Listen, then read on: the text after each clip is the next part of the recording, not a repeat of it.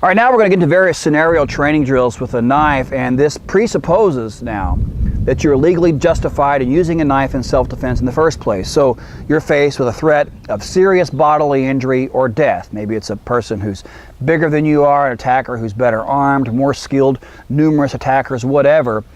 You have to be faced with some kind of threat of serious bodily injury or death if you're going to be legally justified in using a knife for self-defense. So in this situation, survival is first and foremost. If you don't survive that situation, you don't have to worry about anything else. You have to do whatever it takes to survive, and you're legally justified in doing so, even if it means inflicting a mortal wound of some kind. So number one, survive that situation at all costs. Now, that doesn't mean, though, that you can go to some kind of extreme. That doesn't mean you can just go ballistic on the guy and overdo things and overkill. And the reason why I bring this up is because I've seen a lot of knife videos where the defender, right, will take out the bad guy, cut it, finish him off, so to speak, and then just keep going to town. Maybe the defender will do a disarm and just keep cutting the bad guy to ribbons over and over. This is kind of an overkill, and it will get you into a lot of trouble. You have to remember the consequences of your actions. Your wounds, the wounds you inflict